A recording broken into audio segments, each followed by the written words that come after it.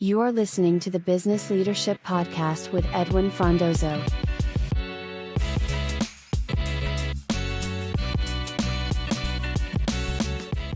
I'm Paul Newton, creative producer of the Future Narrator miniseries, and I'm joined by Edwin Frondozo, the host of the Business Leadership Podcast.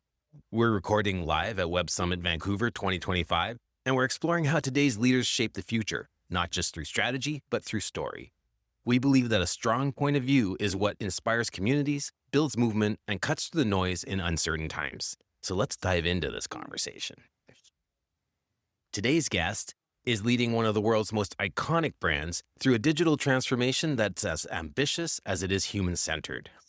Parag Parekh is the Chief Digital Officer at IKEA Retail, where he's responsible for building digital capabilities and accelerating IKEA's transformation into a more connected, customer-centric business. With over 20 years of global experience spanning leadership roles at Adidas, at General Electric, and now IKEA, Parag brings a powerful blend of technical depth, strategic vision, and cultural insight to his work.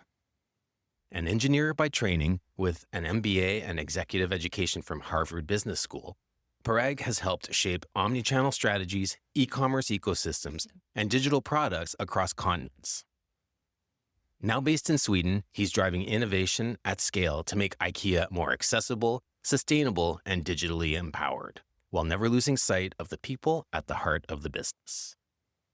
Welcome to the Business Leadership Podcast, Parag. Pleasure.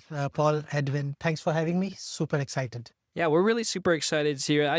First off, I just wanted to acknowledge your time coming all over here to Web Summit Vancouver. So how's the day treating you today?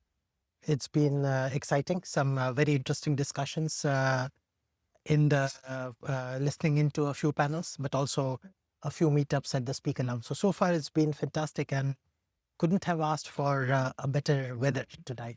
Oh, it's been amazing. It's been fantastic. So, Parag, can you share and tell us about IKEA's digital transformation and the problem you're solving in global retail innovation and customer experience now? No, absolutely. I mean, IKEA had been late to the journey of digital transformation. But since 2017 is when we have tried to superpower. We are changing almost everything all at the same point in time. And I always say IKEA is going through three transformations, at least in the last few years, but a few more now on our agenda. One, it's about transforming from being a physical brick and mortar retailer to an omni retailer. And just to put things in perspective, 2017, maybe 1% of our business was digital.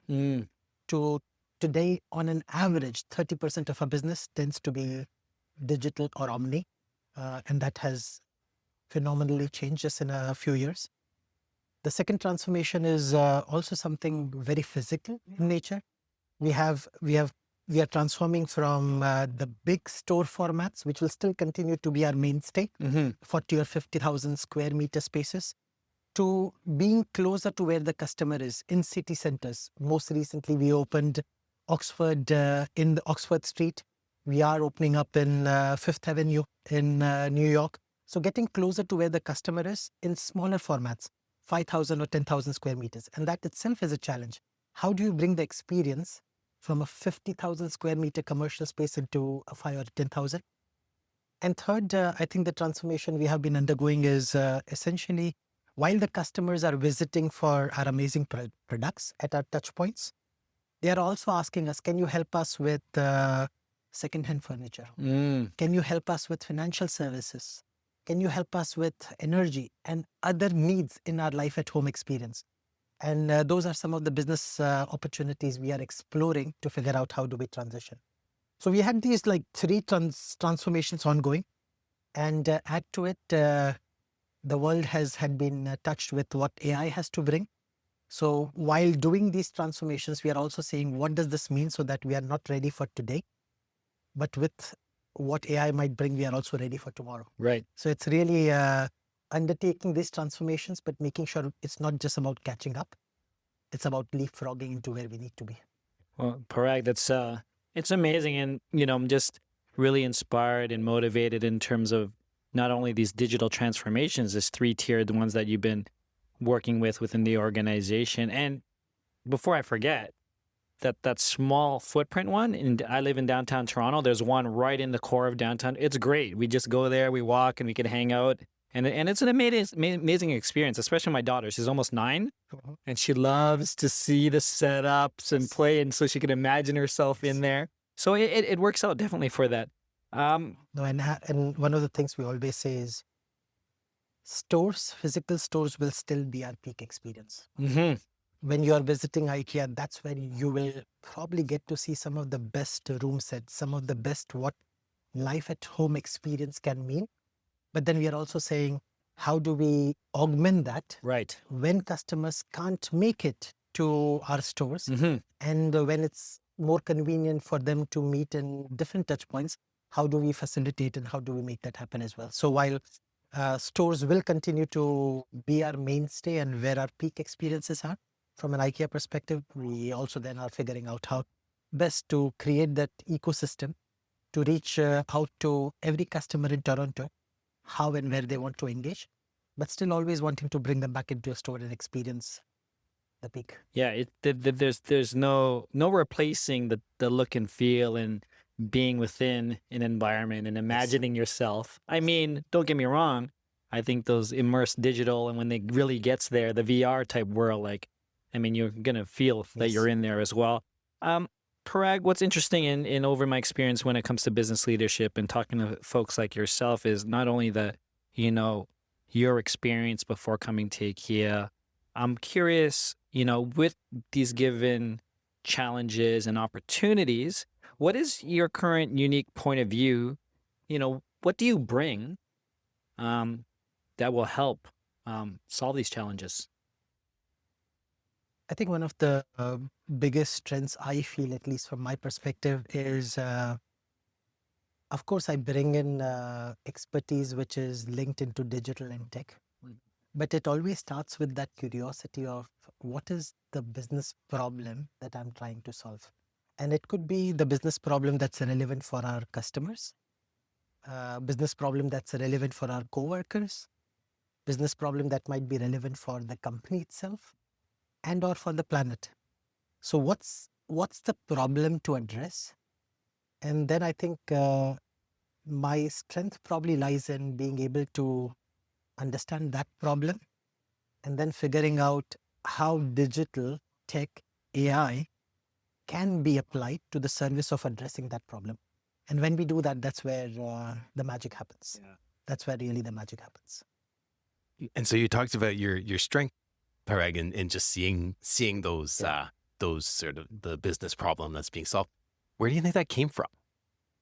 Where do you think that skill or that strength, like what is it about you personally? Yeah. I think it's been the journey, and sometimes it's the journey which builds you to where you are. So I originally come from India, come from a middle class family growing up. Resources was always a challenge, so you always had to compete to make the best and to grow.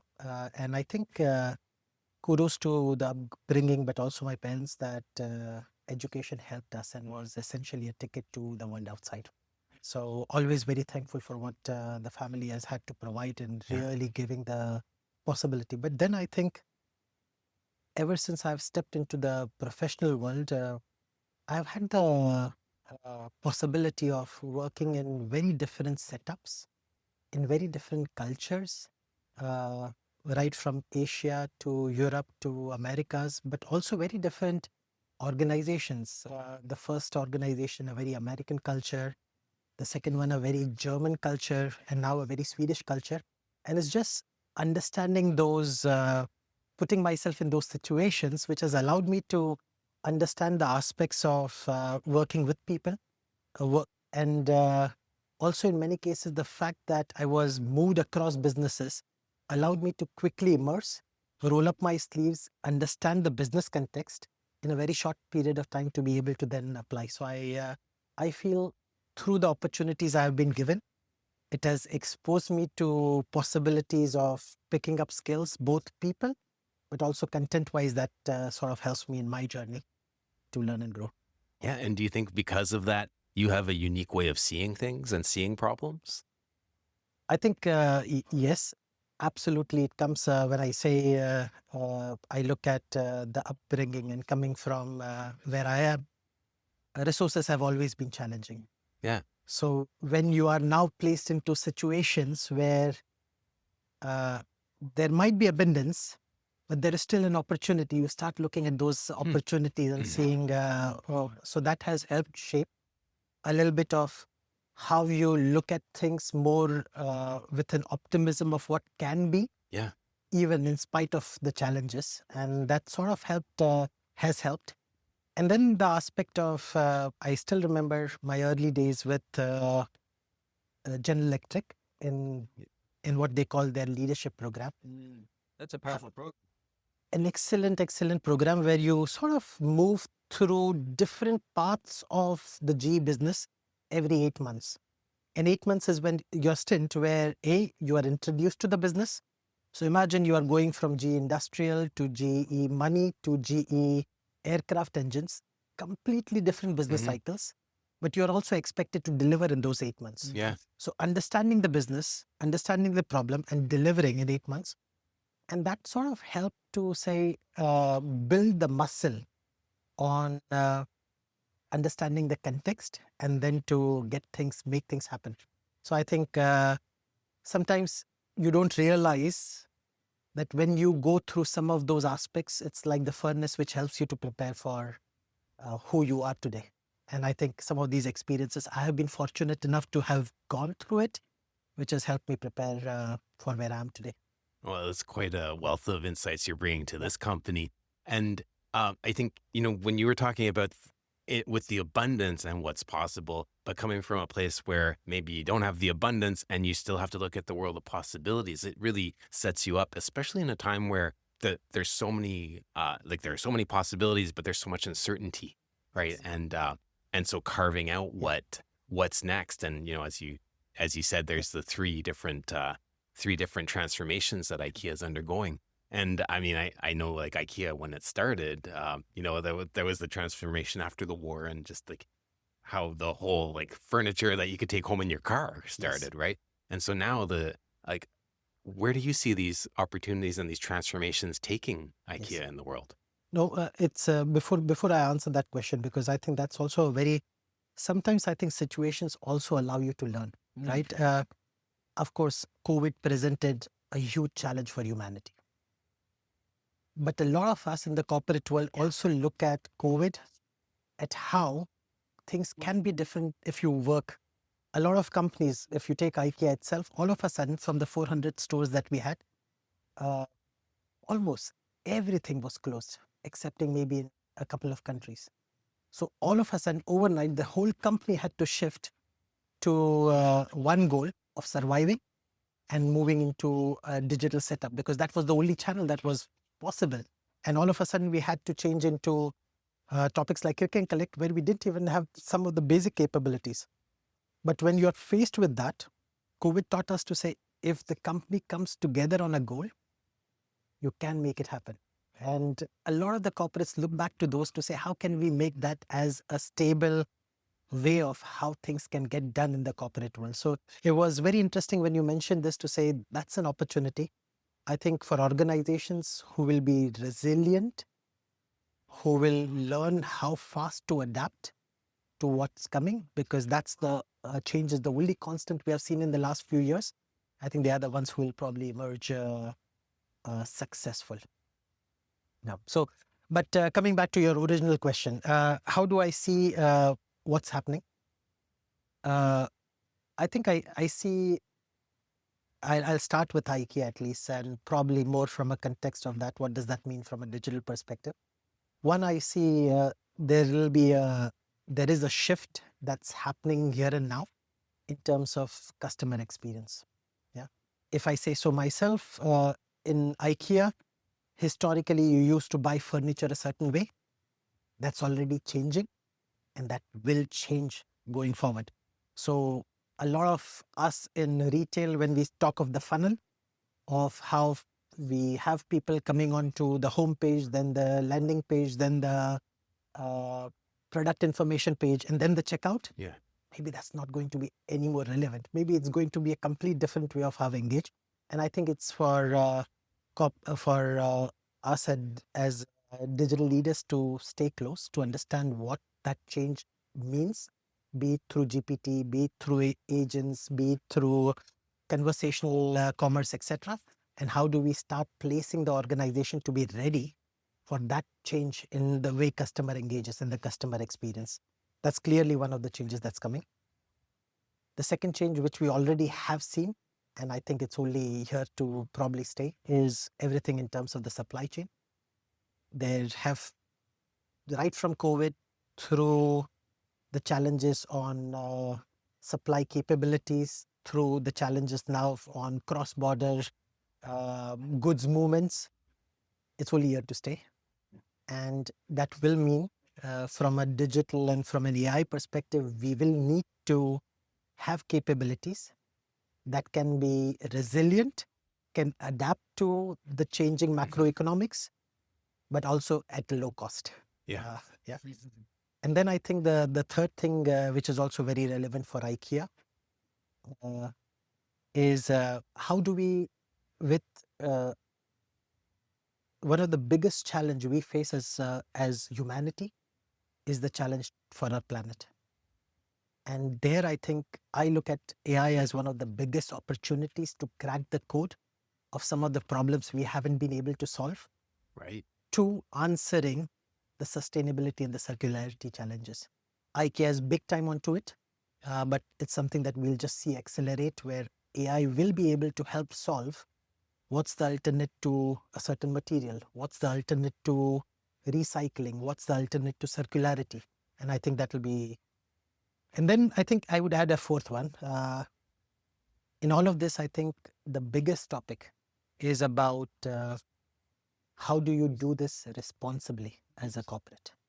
And that's something that I believe corporates, digital leaders need to take on, not from a let me do what's necessary by the letter of law, but rather I do go over and beyond to do what I think is morally, ethically, and responsibly the right thing to do to keep a relationship and engagement with the customers.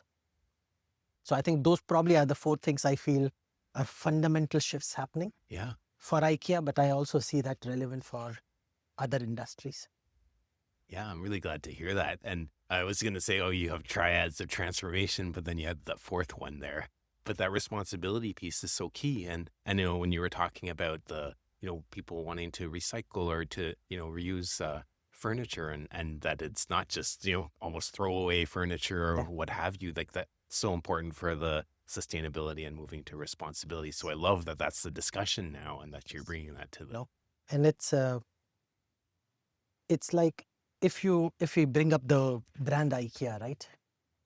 There is a certain trust aspect. There is a certain emotion that IKEA, when IKEA gets mentioned, that resonates with our customers.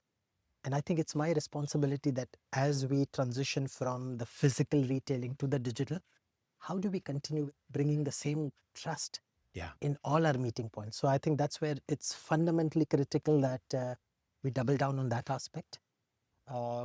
And it is tremendous opportunity for us when I look at what we have now done with the peer-to-peer launch. We are now live in 3 cities, in Madrid, in Oslo, and in Portugal. And it's really getting good traction. We are not there yet. We haven't solved it. It's still the early pilot phases. But the fact that customers are reaching out, are engaging, are wanting to, you clearly see a need, and you clearly see customers asking for this. And that's something fantastic to embrace. Parag, it's been amazing. It's been really like enlightening in terms of having this conversation with you here at Web Summit. I'd love it before we end, if you could, I guess, just maybe the first thing that comes to mind, if you could share any final thoughts, advice, recommendations to the other business leaders, founders, CEOs who are maybe like at the forefront of this like digital renaissance, per se? I think it, of course, absolutely starts with curiosity. So a lot of the listeners who are be curious, Mm-hmm. and that's where it starts. And then for a lot of my colleagues and digital leaders, it's really about how do we take the responsibility of helping to shape where we are heading to. How do we really take this to heart and start working with the broader community, but also with the regulators Yep. to help shape how we want the future to look like. So really get in the driving seat and take the responsibility. That's amazing. And it's almost a good segue before we let you go is we want to present you this book that Paul and I both wrote. It was inspired from our conversations we had at Collision in Toronto with a lot of founders, executives like yourselves, who were telling the story and really putting it out there and making sure to be like inspirational for all stakeholders, customers, team members, employees, investors, everyone. So we want to share that with you. We think you're an amazing future narrator, and thank you for joining us on the Business Leadership Podcast. Thank you so much for having me. It was a pleasure.